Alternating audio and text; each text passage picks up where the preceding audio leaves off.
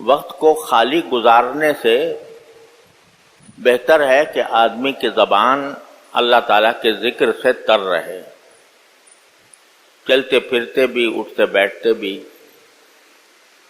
اور خاموش جب رہتا ہے انسان تو اس کو مختلف قسم کے خیالات گھیرے رہتے ہیں، تو اس میں بھی اگر انسان ذکر کا اہتمام کرے تو ایک بہت بڑی عظیم فضیلت اس کو حاصل ہوتی ہے۔ ذکر کے بارے میں ایک حدیث میں رسول کریم صلی اللہ علیہ وسلم کا ارشاد ہے کہ مثل الذی یذکر ربہ والذی لا یذکر کمثل الحی والمیت، او کما قال صلی اللہ علیہ وسلم۔ جو بندہ اللہ کا ذکر کرتا ہے اور جو ذکر نہیں کرتا، ان کی مثال زندے اور مردے کی ہے۔ یعنی جو ذکر کر رہا ہے وہ زندہ ہے، جو ذکر نہیں کر رہا وہ مردہ ہے۔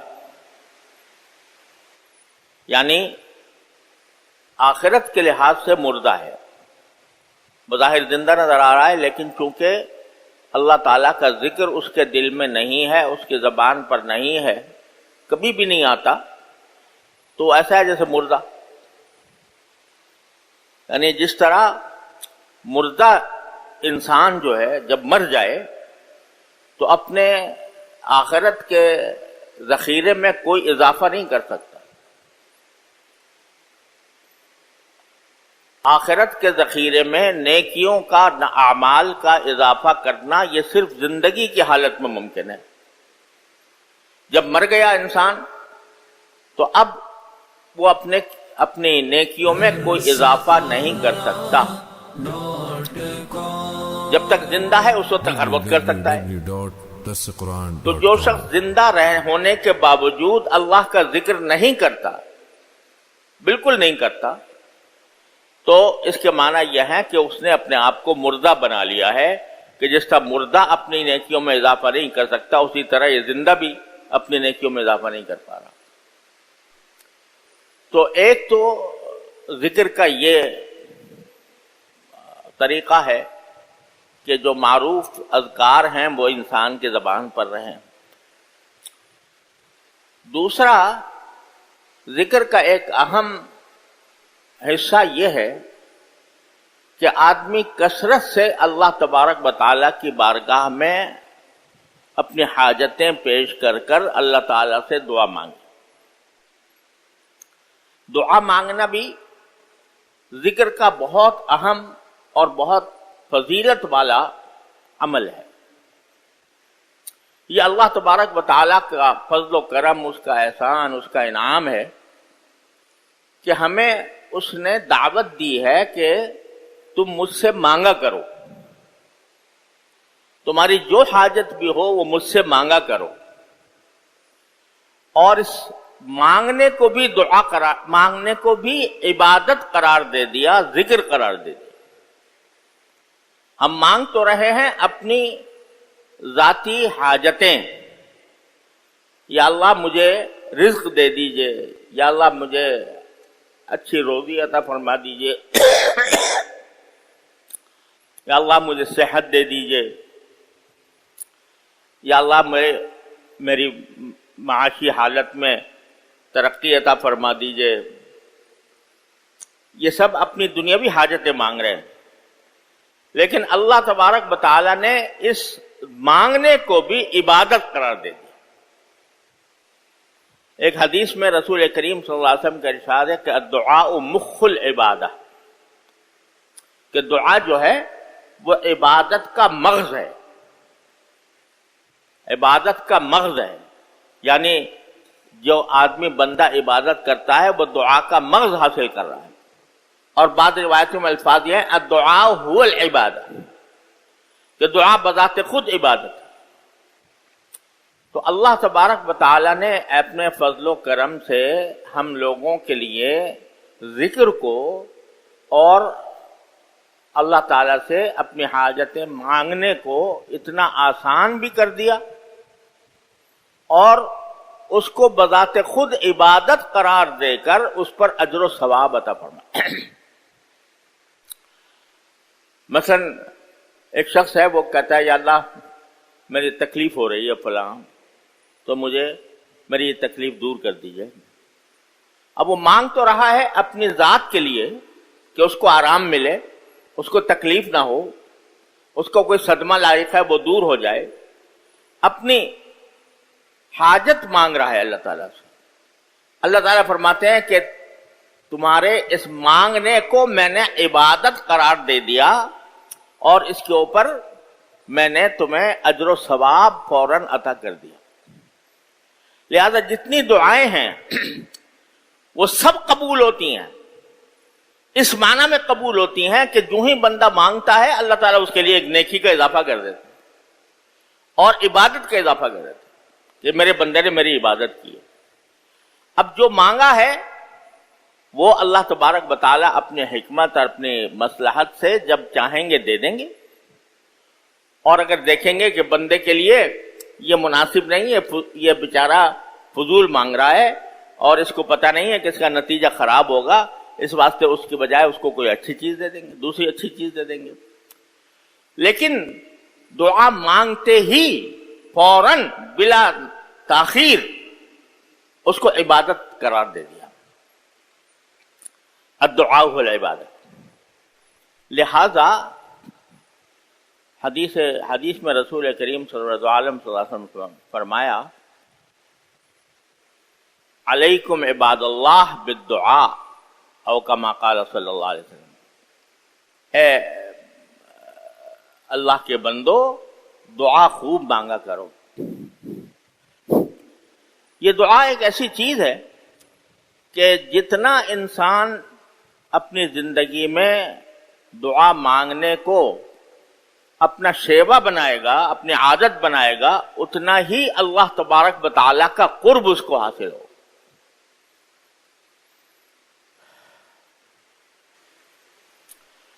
جتنی بھی اپنی حاجتیں ہیں چھوٹی بڑی ہر طرح کی، اس کو اللہ تعالیٰ سے مانگنے کی عادت ڈالی جائے، یہ اللہ تعالیٰ تک پہنچنے کا آسان ترین راستہ ہے،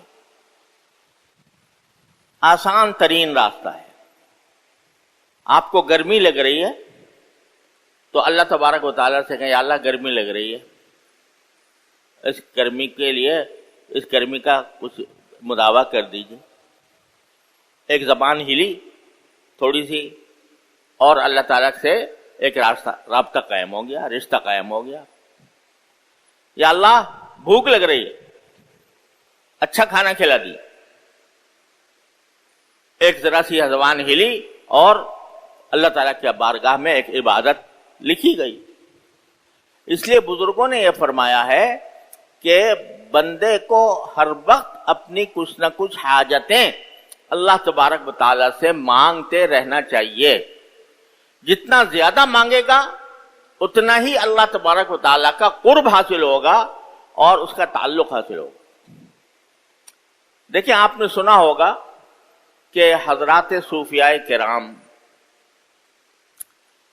جب لوگوں کی تصوف کے اندر، سلوک کے اندر لوگوں کی رہنمائی کرتے تھے تو ان کے ساری جد و جہد کا مقصد یہ ہوتا تھا کہ بندے کا تعلق اپنے پروردگار سے مضبوط ہو جائے،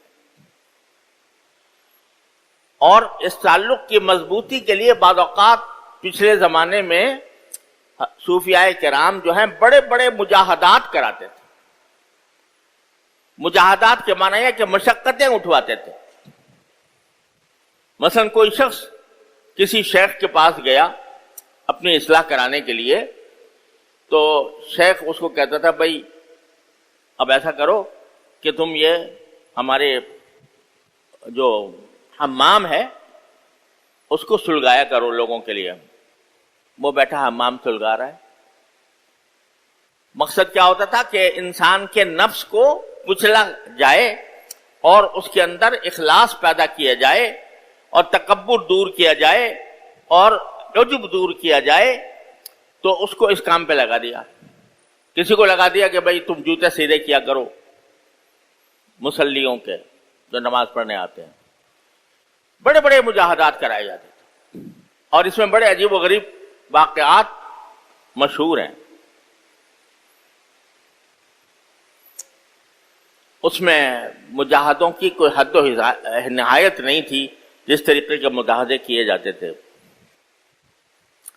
حضرت مولانا عبد القدوس گنگوہی رحمۃ اللہ علیہ جو بہت بڑے اولیاء اللہ میں سے تھے، خود ہمارے شجرہ طریقت جو ہے اس میں ان کا اس میں گرامی آتا ہے. وہ بہت بڑے شیخ تھے. ان کے جو صاحبزادے تھے وہ جب تک شیخ زندہ رہے تو ساری دنیا آ کر ان سے فیض حاصل کرتی تھی، سارے دنیا آ کر ان سے اپنی اصلاح کروایا کرتی تھی. صاحبزادے جو تھے وہ اپنی صاحبزادگی میں رہتے تھے، یعنی ان کو کوئی توجہ نہیں ہوتی تھی، کھیلتے پھرتے تھے، ادھر ادھر بے پرواہی کی زندگی گزار رہے تھے. جب شیخ کی وفات ہو گئی تو ایک دم سے ان کے دل میں خیال آیا کہ بھئی ساری دنیا میرے والد کا فیض اٹھا کر چلی گئی اور کون کتنے بڑے بڑے بڑے بزرگ بن گئے، اولیاء اللہ بن گئے، میں محروم رہ گیا. تو انہوں نے اپنے شیخ کے ایک بہت بڑے جو خلیفہ تھے، جو حضرت شیخ عبد القدوس گنگوہی رحمۃ اللہ علیہ کے بڑے چہیتے خلیفہ تھے، دیکھا کہ وہ ماشاءاللہ ان کا بھی فیض اسی طرح پھیل رہا ہے، تو ارادہ کیا کہ میں ان کی خدمت میں جاؤں اور ان سے کہوں کہ بھئی میں اپنے والد کی جو میراث آپ لے کر چلے گئے ہیں میں اس کو حاصل کرنا چاہتا ہوں. تو جب انہوں نے اطلاع دی کہ میں حاضر ہونا چاہتا ہوں، آنا چاہتا ہوں، تو انہوں نے جب دیکھا کہ میرے شیخ کے صاحبزادے آ رہے ہیں تو انہوں نے بڑا زبردست استقبال کا انتظام کیا. شہر سے باہر نکل کر ایک پورا لشکر لے کر ان کے استقبال کے نکلے دروازے بنائے کہ اس میں سے ان کا استقبال کر کے لائیں گے، میرے شیخ کے صاحبزادے آ رہے ہیں. بڑا زبردست استقبال کیا، بڑی زبردست دعوت کا انتظام کیا، اعلیٰ درجے کے کھانے تیار کیے اور بڑی آؤ بھگت کی. جب ایک آدھ دن گزر گیا تو صاحبزادے نے کہا کہ حضرت میں یہ استقبال کرانے کے لیے نہیں آیا تھا، میں دعوتیں کھانے کے لیے نہیں آیا تھا، میں تو اس لیے آیا تھا تاکہ آپ میرے والد سے جو دولت حاصل کر کے گئے ہیں اور آپ نے جو ان سے اپنی اصلاح کروائی ہے تو اب میں چاہتا ہوں کہ میں بھی اس کا کچھ حصہ آپ سے حاصل کر لوں. تو انہوں نے کہا اچھا آپ اس کام کے لیے آئے ہیں، تو پھر آج سے آپ کا جس کمرے میں رہتے ہیں وہ کمرے سے میں آپ نہیں رہیں گے، اور جس طرح کی دعوتیں آپ کی جا رہی ہیں وہ دعوتیں نہیں کی جائیں گی. اب آپ کا کام یہ ہے کہ مسجد کا ایک حمام ہے، اس مسجد کے حمام میں آپ لکڑیاں جلایا کریں اور مسجد کے حمام کو روشن کیا کریں، بس یہ کام ہے. تو آخر چونکہ سچے دل سے آئے تھے تو سب چھوڑ چھاڑ کر حمام پہ بیٹھ گئے اور حمام جلا. اتنے میں شیخ نے ایک مرتبہ ایک جو بھنگن تھی جو صفائی کیا کرتی تھی، صفائی کا ٹوکرا لے کے جایا کرتی تھی، تو اس سے کہا کہ تم جب یہ بیٹھے ہو وہاں پر تو ان کے پاس سے ذرا گزر جانا، پاس سے گزر جانا. تو وہ پاس سے گزری تو انہوں نے اس کو بہت ہی سخت نگاہ سے دیکھا اور کہا کہ تیری یہ مجال کہ ہم ہمارے پاس سے گزرتی ہے، تو بھنگن اور ہم شہزادے اور تو وہاں سے پاس سے گزرتی ہے، تیری مجال کیا ہے؟ ڈانٹا اس نے جا کر بتایا شیخ کو کہ میں گزری تھی تو مجھے بہت ڈانٹا ہوا، میں نے کہا کہ میرے پاس سے مت گزرا کرو. حضرت نے فرمایا کہ اس کے معنی یہ کہ ابھی تک دماغ میں خناس باقی ہے. پھر ایک اگلی مرتبہ کچھ دن کے بعد اس سے کہا کہ ذرا پھر گزر جانا تھوڑا سا اس کے پاس سے. تو وہ اس کے بعد سے دوبارہ گزری تو انہوں نے تیوری چڑھا کر دیکھا مگر زبان سے کچھ نہیں کہا. تیوری چڑھا کے دیکھا بس. تو اس نے جا کے شیخ کو کہا کہ جی میں گزری تھی تو آپ تو انہوں نے مجھے ڈانٹا وانٹا نہیں لیکن ذرا بری نظر سے مجھے دیکھا. کہا کہ اچھا ٹھیک ہے. پھر کچھ عرصے کے بعد شیخ نے کہا کہ اب ایسا کرنا کہ اس کے پاس سے گزرنا اور گزر کر تھوڑی سی اپنا جو تیرا کوڑا کرکٹ ہے وہ بھی ان کے اوپر پھینک دینا. تو وہ تیسری بار گزری اور تھوڑا سا کرکٹ پھینک دیا. تو اس پر آ کر بنگن نے کہا کہ جی اب کے تو عجیب معاملہ ہوا, میں نے کرکٹ وہ کوڑا پھینکا تو انہوں نے نہ صرف یہ کہ مجھے کچھ کہا نہیں, مجھے بری نظر سے دیکھا بھی نہیں, بلکہ مجھ سے انہوں نے اٹھ کر کہا کہ لاؤ تیرا میں جو گر گیا ہے وہ ٹھیک ڈال دوں اس میں. وہ جو گرا ہوا کوڑا تھا وہ اٹھا کر ڈالنے لگے ٹوکرے کے اندر اور مجھ سے ہمدردی کا اظہار کیا.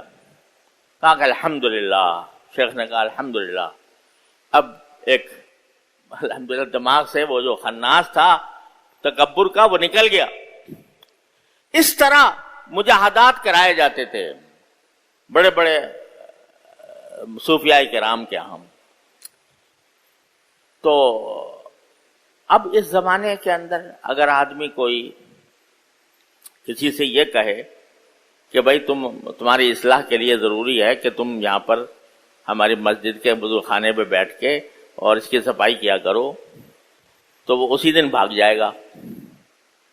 تو اس کے بس کا یہ کام نہیں ہے, کیونکہ وہ مجاہدات اس کے لیے قابل برداشت نہیں ہے. پہلے زمانے میں لوگوں میں اخلاص ہوتا تھا, چاہتے تھے کہ ہماری اصلاح ہو, تو ہر قسم کی مشقت اٹھانے کو تیار ہو جاتے تھے. لیکن آج کے زمانے میں وہ شیخ جو ہے جب تک مرضی کا کام کرے اس وقت تک تو شیخ ہے, اور جب اگر کوئی طبیعت کے خلاف بات کر دی تو جی وہ تو بڑے بد اخلاق ہیں اور بڑے مجاہدے لیتے ہیں, بڑی مشقتیں کراتے ہیں. اس قسم کے خیالات دل میں آنے لگتے ہیں. تو ہمارے حضرت حکیم الامت مولانا تھانوی قدس اللہ تعالیٰ سرہ, اللہ تبارک و تعالیٰ نے ان کو تصوف اور طریقت کا مجدد بنایا. وہ جب دیکھا کہ حالات ایسے ہیں کہ لوگوں کے پاس فرصتیں کم ہیں, وقت کم ہے اور مشقتیں اٹھانے کی عادت نہیں ہے, اور ذرا بھی اگر ان کو کسی مشقت میں ڈالا گیا تو وہ الٹے بجائے اصلاح ہونے کے بھاگ جائیں گے. انہوں نے کچھ طریقے مرتب فرمائے اپنے متعلقین کی اصلاح کے لیے. اس میں سے ایک طریقہ جو ہے بالکل سادہ آسان لیکن فائدہ اس کا بے انتہا ہے, وہ دو باتیں ہیں جن میں سے ایک آج میں کہتا ہوں, اللہ نے زندگی دی تو پھر دوسرا عرض کروں گا. ایک طریقہ جو مقرر فرمایا وہ یہ کہ ہر جو بھی آئے بندہ اصلاح کے لیے اس سے یہ فرماتے تھے کہ تم عادت ڈالو اپنی ہر چھوٹی بڑی حاجت اللہ تبارک و تعالیٰ سے مانگنے کی,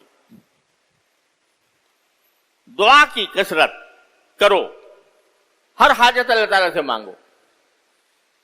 کیونکہ حدیث میں رسول کریم سرور دو عالم صلی اللہ علیہ وسلم نے دعا کی بڑی ترغیب دی ہے, اور دعا کے لیے ایک مرتبہ یہ ایک حدیث میں رسول کریم صلی اللہ علیہ وسلم نے یہ بھی ارشاد فرمایا کہ اگر تمہارے جوتے کا تسمہ ٹوٹ جائے تو بھی اللہ تعالیٰ سے مانگو, یا اللہ میرے جوتے کا تسمہ ٹوٹ گیا, اپنی رحمت سے اس کو ٹھیک کرا دیجیے.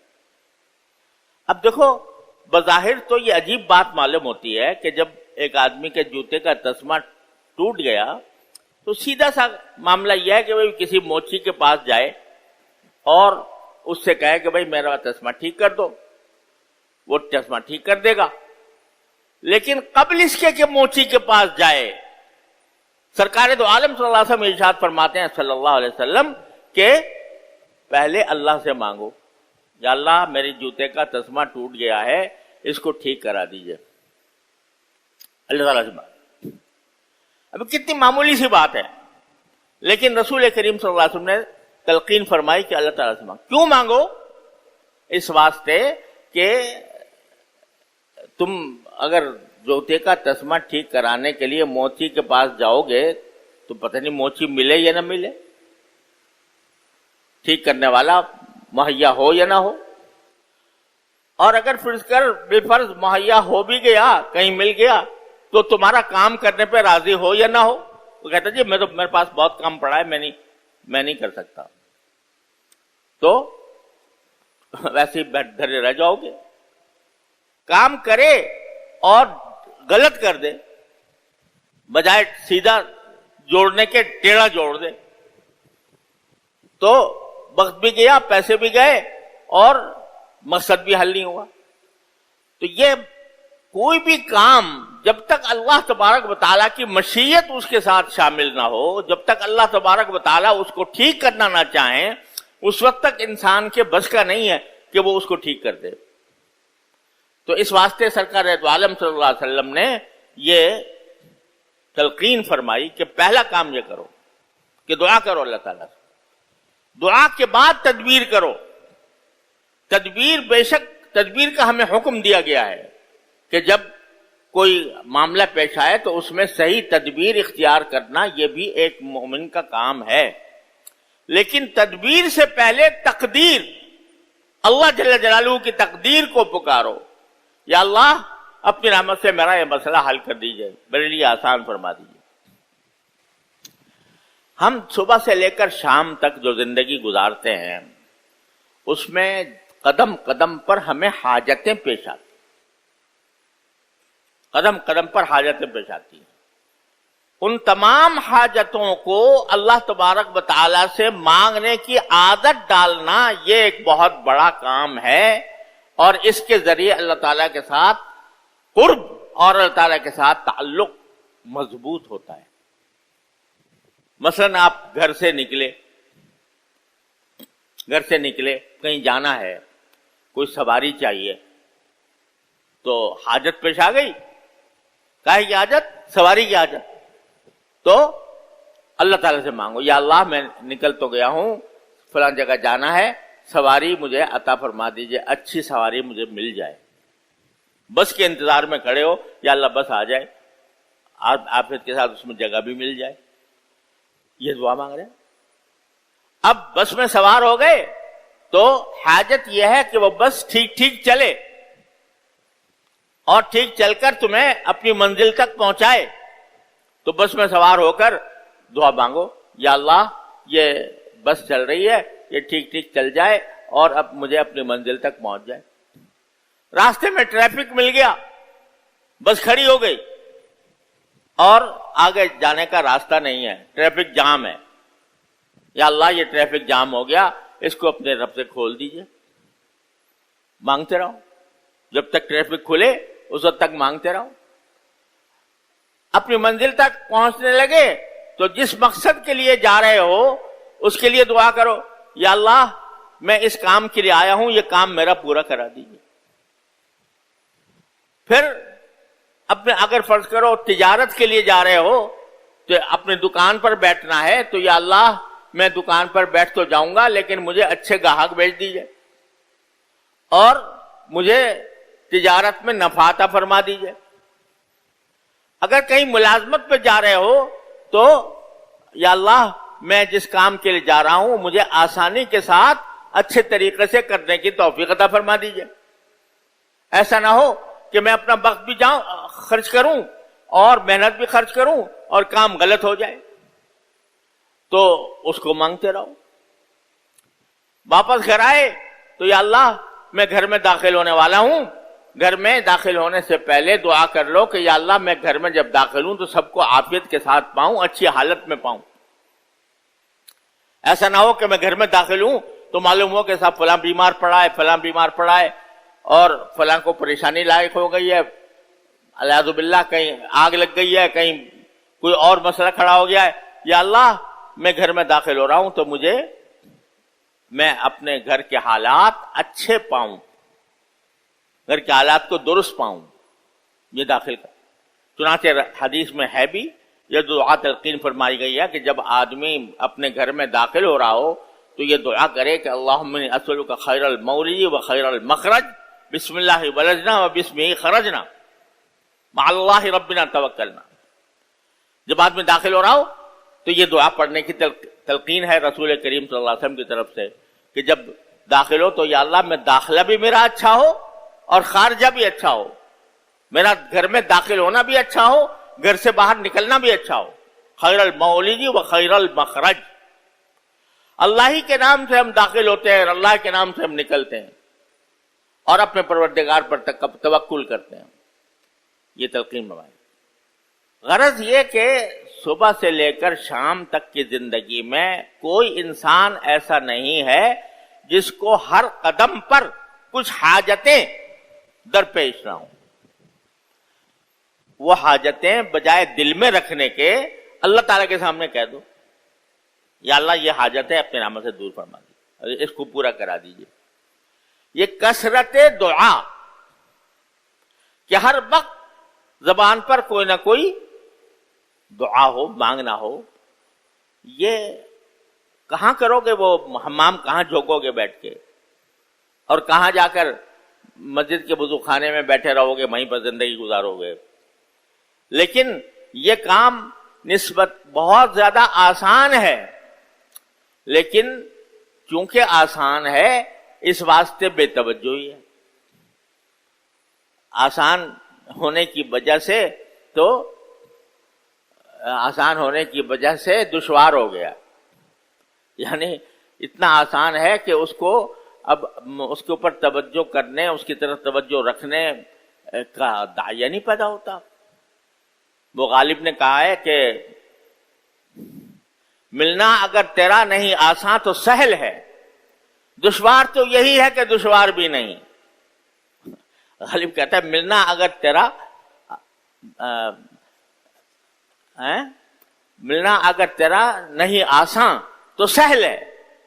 اگر تیرا ملنا مشکل ہوتا تو پھر تو معاملہ پھر بھی آسان تھا، لیکن دشوار تو یہی ہے کہ دشوار بھی نہیں، بالکل آسان ہے. دعا کرو اللہ تک پہنچ جاؤ، دعا کرو اللہ تبارک و تعالیٰ تک پہنچ جاؤ، دعا کرو اللہ تعالیٰ سے قرب حاصل کر لو، اس کے ساتھ تعلق جوڑ لو. آسان ہے، لیکن چونکہ آسان ہے اس واسطے اس کی طرف سے اتنی ہی بے توجہی ہے، کرتے نہیں، یاد نہیں رہتا وقت پر.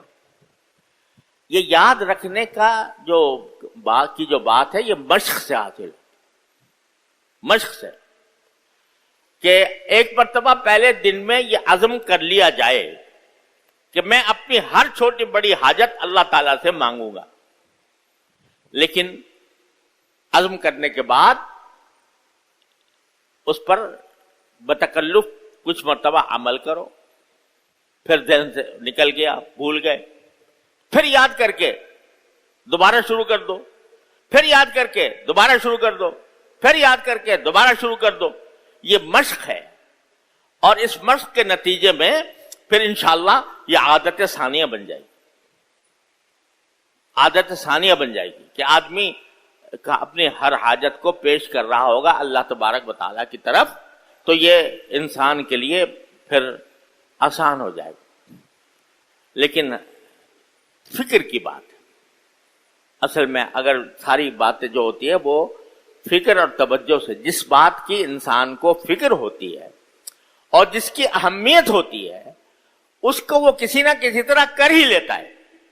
اہمیت چونکہ نہیں ہے، ارے بھائی یہ کیا بتا رہے ہیں، یہ تو بہت ہی ایسا کام بتا رہے ہیں کہ بھائی جو بالکل ہی آسان ہے، تو کیا ہوا، دعا کر لیں گے جب موقع ہوگا.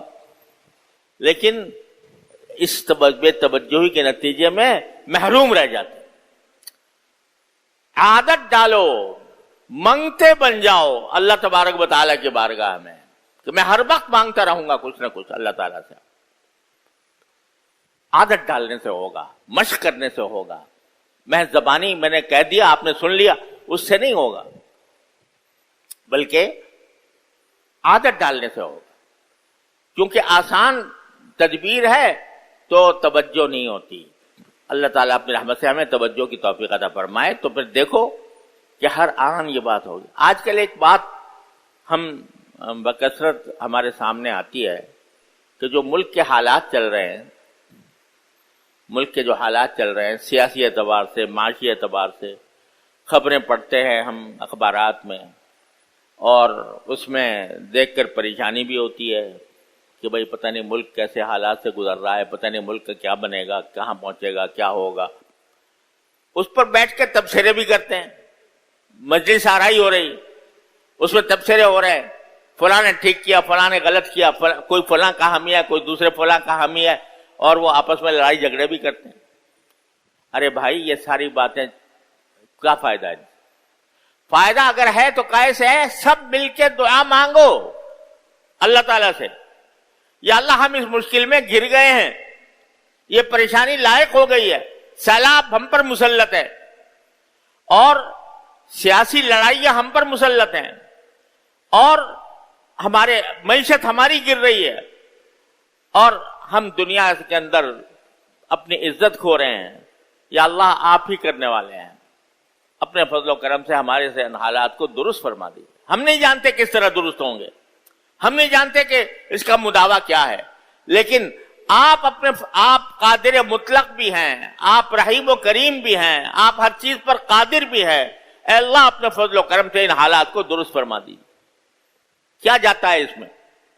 کوئی تکلیف نہیں، کوئی مشقت نہیں، لیکن اگر ساری قوم، پورا ملک، ہر بندہ وہ اللہ تعالیٰ سے مانگے یا اللہ ہماری شامت اعمال ہے اس کو دور فرما دیجئے، تو اگر وہ اخلاص کے ساتھ اللہ تعالیٰ سے مانگے گا تو یہ حل ہے اس مصائب کا. اور کیا کر سکتے ہو تم اور میں کیا کر سکتے ہیں؟ کچھ نہیں کر سکتے، لیکن اللہ تعالیٰ سے مانگ سکتے ہیں، اللہ تعالیٰ سے دعا کر سکتے ہیں. اس میں کمی نہ کریں، وہ ہر شخص اپنی جگہ پر مانگے یہ، تو انشاءاللہ اللہ تعالیٰ حالات بدل دیں گے. اللہ تبارک و تعالیٰ اپنے فضل و کرم، اپنے رحمت سے ہمارے حالات کو بھی درست فرما دے اور ہمیں کثرت ذکر کی توفیق عطا فرمائے.